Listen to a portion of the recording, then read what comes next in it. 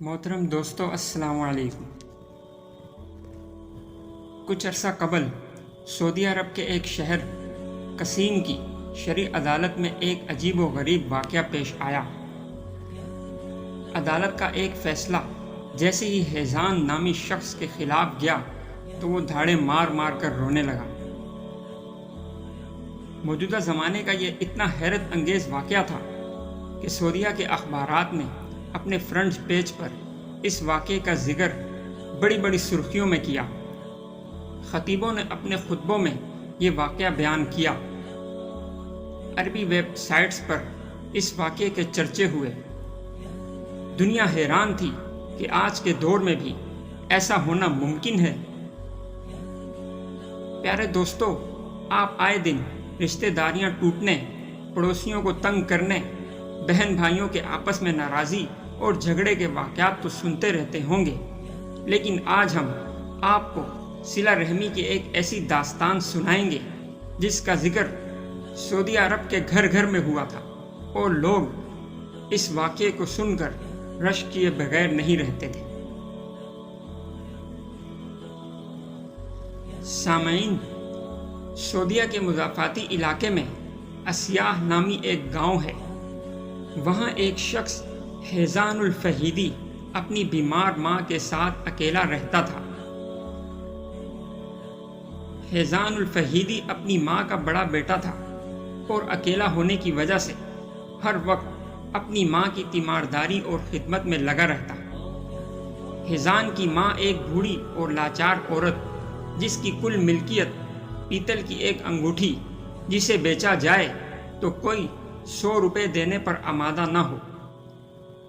सब कुछ ठीक ठाक चल रहा था कि एक दिन दूसरे शहर से हेज़ान के छोटे भाई ने आकर मुतालबा कर डाला कि वो माँ को अपने साथ शहर ले जाएगा ताकि वो शहर में मेरे ख़ानदान के साथ रह सके।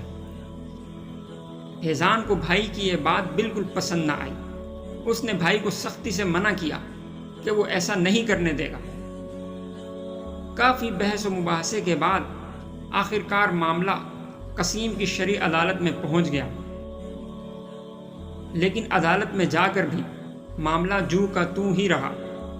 दोनों भाई अपनी बात से हटते नहीं थे और अदालत पेशियों पर पेशियां देती रहती थी ताकि दोनों भाइयों में से कोई एक किसी नतीजे पर पहुंच सके, लेकिन ऐसा ना हुआ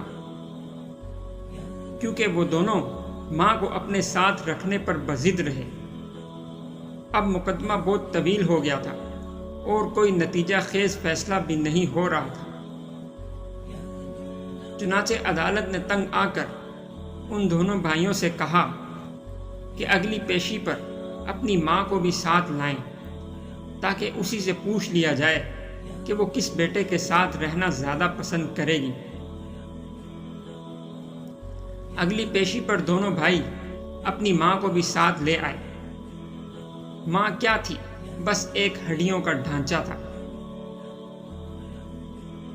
सामीन ग्रामी, जज ने बुढ़िया से पूछा कि क्या उसे मालूम है कि उसकी तीमारदारी और खिदमत के लिए दोनों बेटों के बीच झगड़ा चल रहा है और हर कोई उसको अपने साथ रखने का ख्वाहिशमंद है।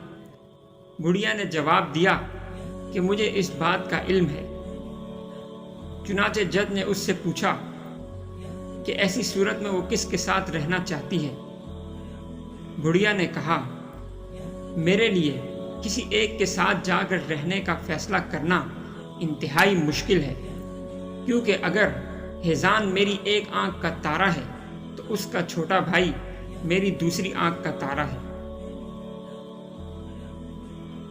प्यारे दोस्तों, कसीम की शरई अदालत ने मामला ख़त्म करने के लिए हेज़ान के छोटे भाई के माली हालात और वसाइल को देखकर मुकदमे का फ़ैसला उसके हक़ में कर दिया। जी हाँ दोस्तों, यही वजह थी हेज़ान के इस तरह रोने की कि माँ की खिदमत का मौका उसके पास नहीं रहा था। एक उम्र रसीदा शख्स बच्चों की तरह रो रहा था। कितने ही कीमती थे हेज़ान के ये आंसू, हसरत के आंसू, कि वो अपनी माँ की खिदमत पर قادر کیوں نہ مانا گیا؟ اتنا عمر رسیدہ ہونے کے باوجود بھی ماں کی خدمت کی سعادت حاصل کرنے کے لیے یہ جدوجہد شاید بات فیضان کی نہیں تھی، بات تو ان والدین کی تھی جنہوں نے فیضان جیسے بیٹوں کو والدین کے حقوق سے آگاہ کیا، ان کی عمدہ تربیت کر کے اپنی آنکھوں کی ٹھنڈک بنایا اور انہیں والدین کے ساتھ نیکی اور خوش اخلاقی کے ساتھ پیش آنے کا عظیم درس دیا۔ دوستو، والدین جیسی سچی اور کھری محبت کرنے والا اس دنیا میں کوئی نہیں۔